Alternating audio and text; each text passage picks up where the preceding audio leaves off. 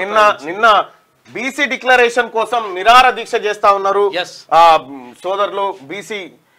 BC Kamareddy declaration అమలు కోరుతూ ఆదివారం హైదరాబాద్ లోని హిమాయత్ నగర్ లోని BC Azadi youth federation office లో బీపీ మండల్ జయంతి సందర్భంగా ఆమరణ నిరార దీక్ష మొదలుపెట్టారు.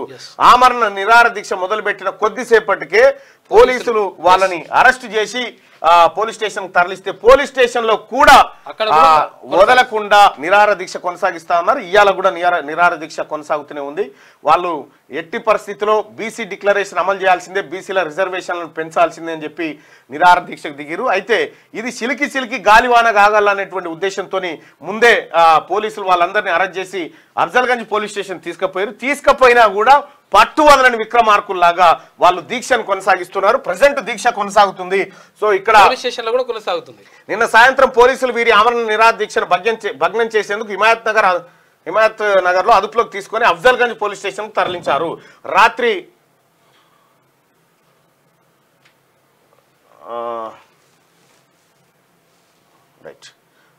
రెండో రోజు ఆమరణ నిరాహార దీక్ష కొనసాగిస్తున్న బీసీ యోధులు కామారెడ్డి డిక్లరేషన్ అమలు కోరుతూ ఆదివారం హైదరాబాద్ లోని హిమాయత్ నగర్ లోని BC Azadi youth federation office లో బీపీ మండల్ జయంతి సందర్భంగా ఆమరణ నిరాహార దీక్ష మొదలుపెట్టారు. ఆమరణ నిరాహార దీక్ష నిన్న ప్రముఖ సీనియర్ సామాజికవేత్త పాశం యాదగిరి ప్రారంభించారు.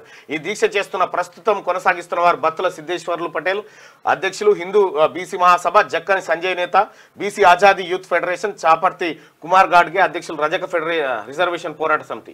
నిన్న సాయంత్రం పోలీసులు వీరి ఆమరణ నిరాహార దీక్షను భగ్నం చేసేందుకు హిమాయత్ నగర్ అదుపులోకి తీసుకొని అఫ్జల్గంజ్ పోలీస్ స్టేషన్ తరలించారు. రాత్రి 11 గంటలకు పోలీస్ స్టేషన్ నుంచి మల్లంపేటలోని అంబేద్కర్ భవన్ తరలించారు. ప్రస్తుతం వీరు యథావిధిగా తమ ఆమరణ నిరాహార దీక్షను కొనసాగిస్తున్నారు. ఈ సందర్భంగా బత్తుల సిద్ధేశ్వర్లు పటేల్, సంజయ్ కుమార్లు మాట్లాడుతూ రాష్ట్ర ప్రభుత్వం తక్షణమే కులగణన చేపట్టాలని, స్థానిక సంస్థల్లో 42% రిజర్వేషన్లు కల్పిస్తున్నట్లు అధికారికంగా ప్రకటించాలని వాళ్ళు కోరారు. ఇక్కడ అయితే వీళ్ళు చేస్తున్నటువంటి నిరాహార దీక్ష ఏదైతే ఉందో ఇది రాహుల్ గాంధీ గారి మాట నిలపడం కోసం ఆయన గెలవాలన్న ఉద్దేశంతో జరుగుతూ ఉంది. ఖచ్చితంగా ఈ కార్యక్రమానికి ఇవాళ నేను హాజరవుతా. వాళ్ళ నిరాహార దీక్ష ఏదైతే ఉందో అది నిరాహార దీక్షకు సంబంధించి ఆ వివరాలన్నీ తెలుసుకుంటా. ఖచ్చితంగా ఈ బీసీలకు 42% రిజర్వేషన్ అమలు చేయడం కోసం మనమందరం కూడా సమయం ఆసన్నమైంది అని చెప్తాం. రాహుల్ గాంధీ చెప్పిన మాట నిలబెట్టాలి. అందరికీ శరణార్థులు. పెన్నుతో మీకు మంచి సోపతుందా? తెలంగాణ యాసలో ముచ్చట్లు రాయడం మీకు తెలుసా? మీలాంటోళ్ళని ఎత్తుకుతుంది మా క్యూ న్యూస్.